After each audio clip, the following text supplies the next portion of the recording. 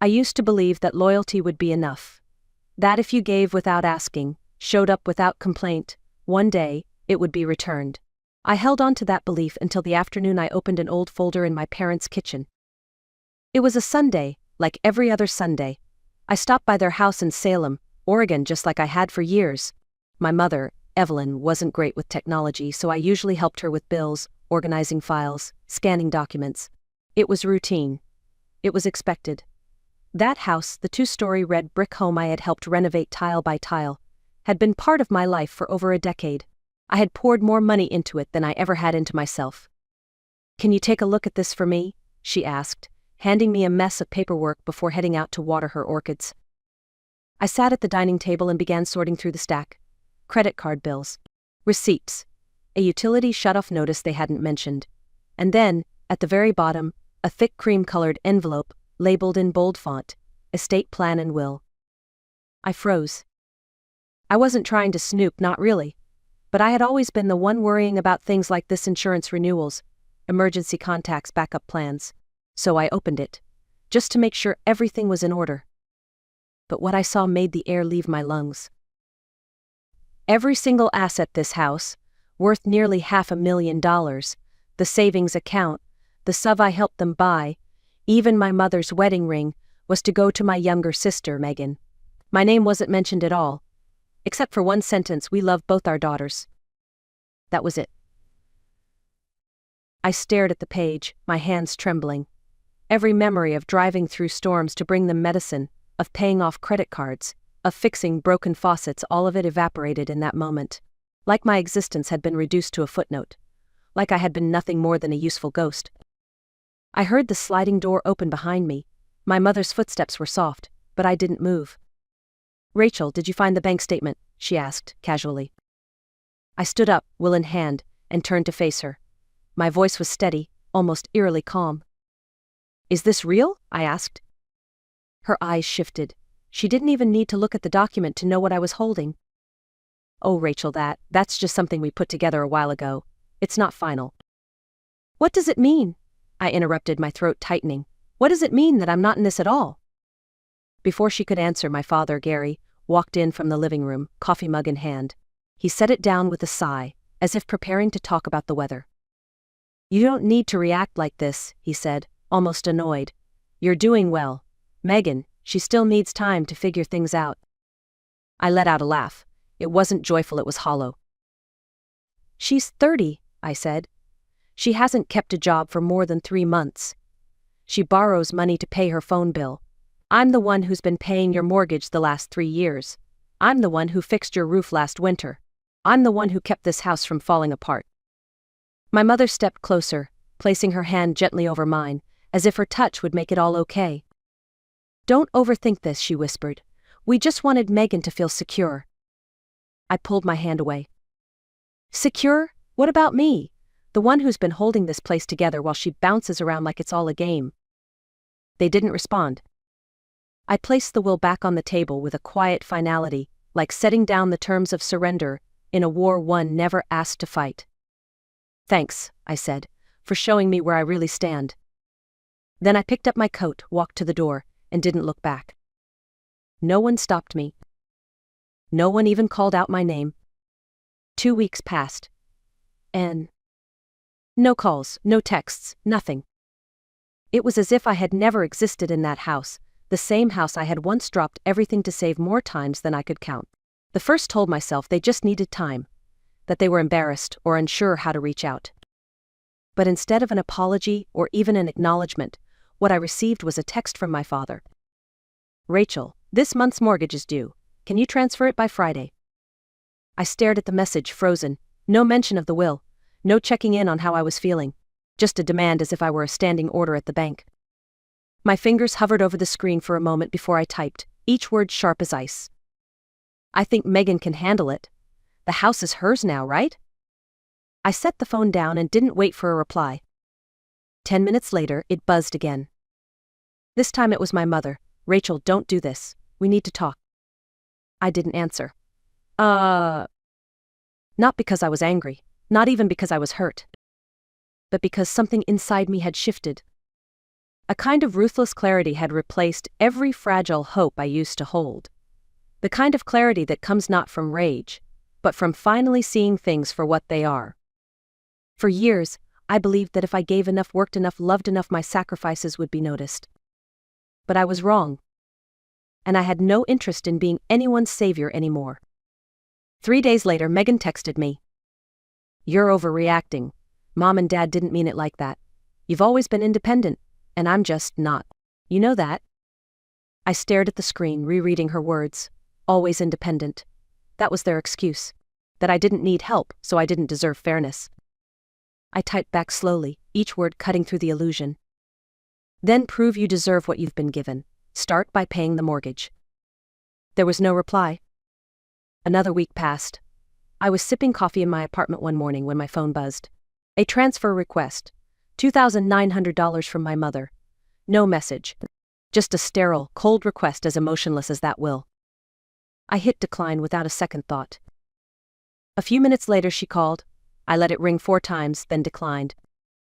Her message came through immediately. "Rachel, I know you saw the request. Why did you decline?" I took a deep breath and replied, "Because it's no longer my responsibility. Ask Megan." For the first time in my adult life, I felt control settle into my chest like warm stone. I wasn't the one scrambling to fix the cracks anymore. I wasn't sacrificing myself to keep others afloat. That same day, I called the bank and had my name removed from the joint account. I canceled every auto payment I'd been handling for years: electric, water, internet. I deleted the reminder apps from my phone, like performing a quiet ceremony to close a long chapter. That night, I walked home from work, bought myself a chocolate cake I used to love, but never purchased because something else always came first. I played my favorite playlist while I cleaned the apartment and didn't check my phone once. For the first time in years, I went to sleep without dread clawing at my chest, and when I woke up, I felt something I hadn't in over a decade: lightness. When guilt didn't work, they turned to blame. I hadn't heard from anyone in days. Then Olivia, a co-worker from the arts center, sent me a message one afternoon. "Rachel, have you seen your mom's Facebook?" I hadn't. I rarely used mine, but when I logged in and searched for Evelyn Bennett, I found it. A photo of the house. A long caption. "It's heartbreaking when your own daughter turns her back on family, abandoning sick and aging parents in their time of need. After everything we sacrificed for her." Over 80 shares, dozens of comments, some from distant cousins, old church friends, expressing sympathy, outrage, support. Most didn't even know me. Below it, my dad had posted something similar. A grainy photo of the front steps and a caption that read, "We thought Rachel loved us, but when we needed her, she walked away." Then came Megan's post. "Some people are only kind when they're above you. But when you ask them to step down and help, they choose silence. I guess that's what strength looks like these days." I stared at my phone, not angry, not even surprised, just tired. They had rewritten the narrative. But they had forgotten something: I wasn't silent anymore. That evening I opened my laptop, logged into Facebook, and made a single post. No colors, no emojis, just the truth. My family is telling one side of the story, so here's mine.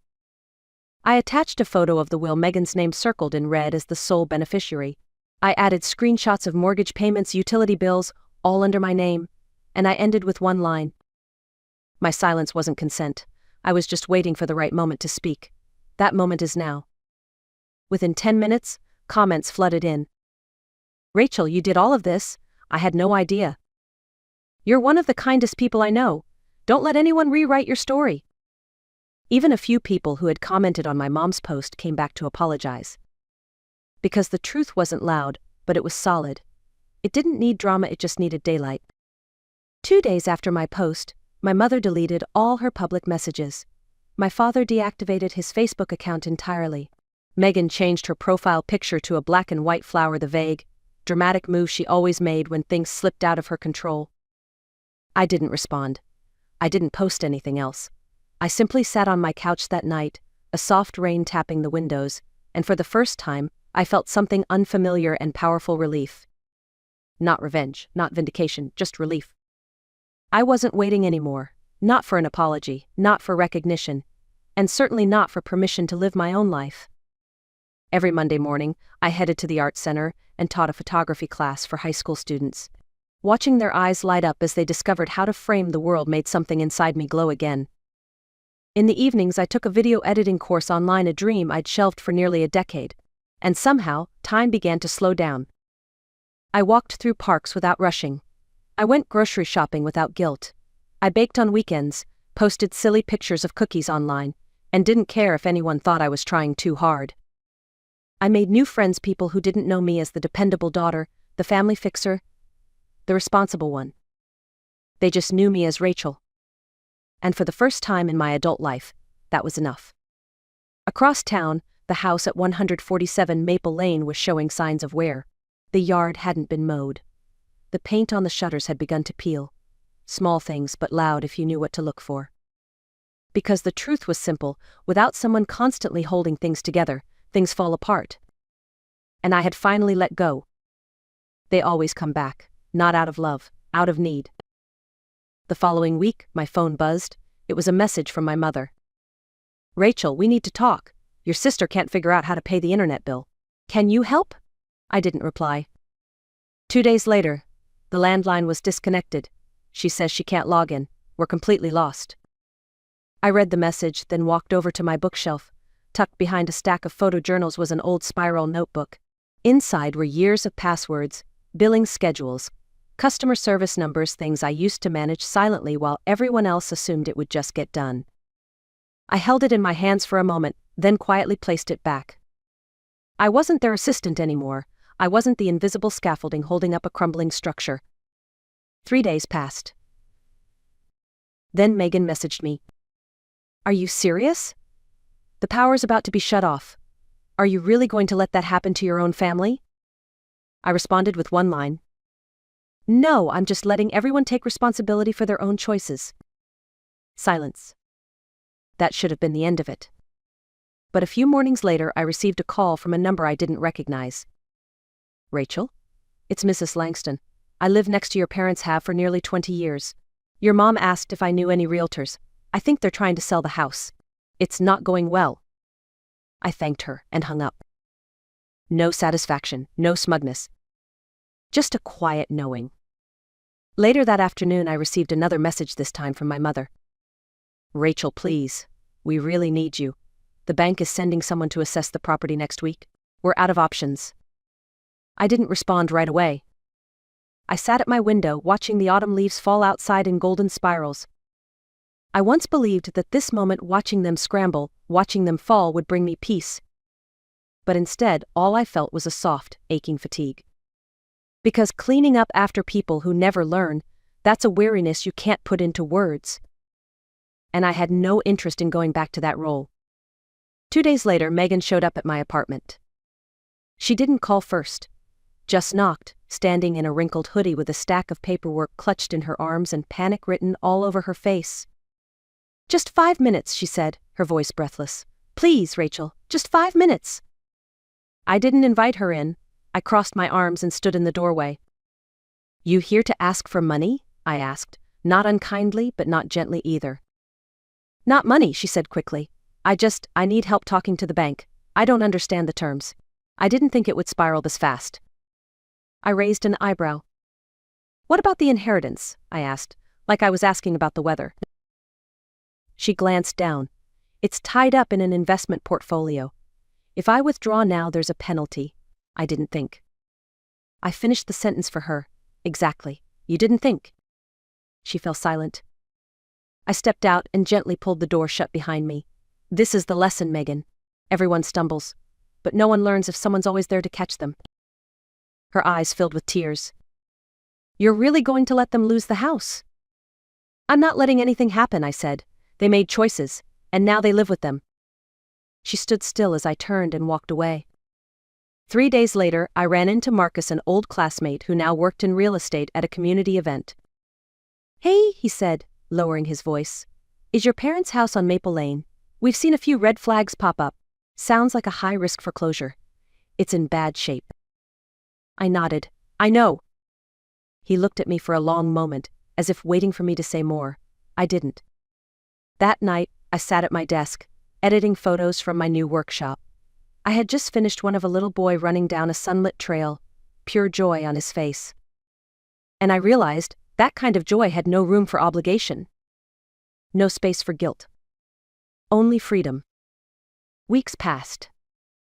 I poured myself into the things that made me feel alive: teaching photography, editing videos, writing again, not reaction posts, but quiet entries on a new blog I started about breaking away from toxic family dynamics.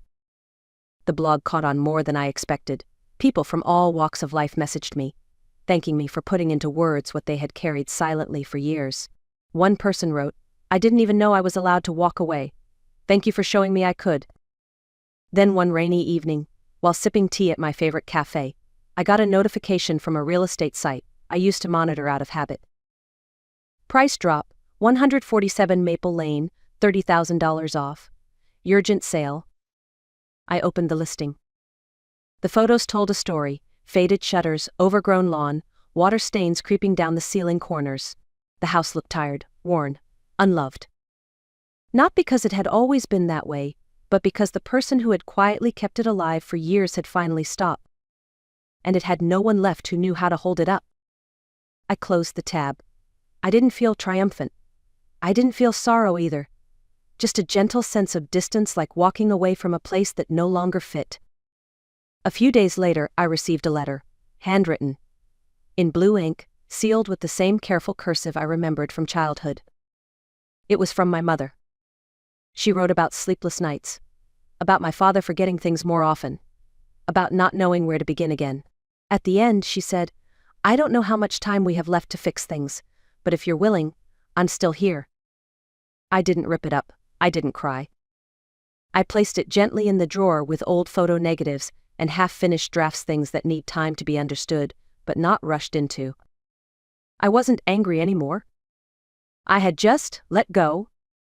I held my first solo exhibit at a local cafe that spring. Photos of ordinary beauty: a cracked teacup beside morning light, a child's hand in an old woman's palm, a lone bird perched on a rusted swing. Afterward, a woman came up to me and said, "Your photos, they feel like they're speaking for someone who never got the chance to say how much it hurt." I smiled, because she was right. I once thought being silent was the cost of being loved. But now I know peace doesn't come from being needed, it comes from choosing yourself. They're still my family, but I'm no longer their foundation. And for the first time in my life, I don't need to be.